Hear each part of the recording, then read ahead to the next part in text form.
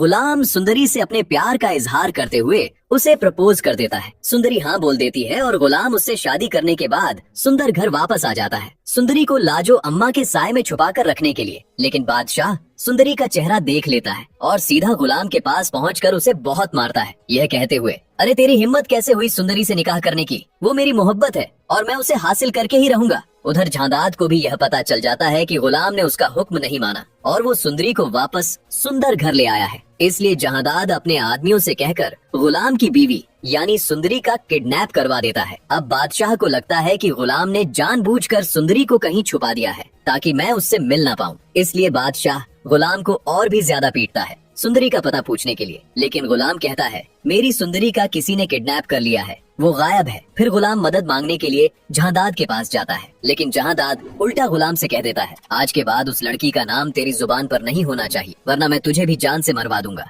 लेकिन लाजो अम्मा अपने बेटे गुलाम को इस तरह दुखी नहीं देख पाती, इसीलिए वो जहांदाद के खिलाफ आवाज उठाते हुए सीधा खुर्शीद बीबी के पास पहुंच जाती है। खुर्शीद बीबी कहती हैं, जहांदाद तुझे गुलाम की बीवी को ढूंढना चाहिए। यहाँ लाजो अम्मा खुर्शीद बीबी को सुंदरी के बारे में सब कुछ बता देती है, लेकिन खुर्शीद बीबी के होश तब उड़ जाते हैं जब लाजो अम्मा उन्हें सुंदरी की तस्वीर दिखाती है और उसके मरहूम बाप का नाम आशिक अली बताती है। यह सुनते ही खुर्शीद बीबी सब समझ जाती है कि जहांदाद आखिर क्यों सुंदरी को ढूंढने नहीं दे रहा, क्योंकि सुंदरी कोई और नहीं बल्कि मेरी अपनी बेटी है। इसलिए खुर्शीद बीबी ठान लेती है कि अब वो खुद सुंदरी को ढूंढ कर रहेंगी और फिर वो बादशाह के साथ मिलकर सुंदरी के ठिकाने का पता लगा लेती है। उस वक्त सुंदरी जहांदाद के एक पुराने गोदाम में कैद होती है और जहांदाद ने अपने गुंडों को यह हुक्म दे रखा होता है, आज शाम तक इस लड़की का काम तमाम कर देना और फिर इसे कहीं दफना देना। लेकिन खुर्शीद बीबी वक्त पर वहाँ पहुँच जाती है और सुंदरी की जान बचा लेती है। लेकिन उनके होश तब उड़ जाते हैं जब उन्हें पता चलता है कि बादशाह भी सुंदरी को पसंद करता है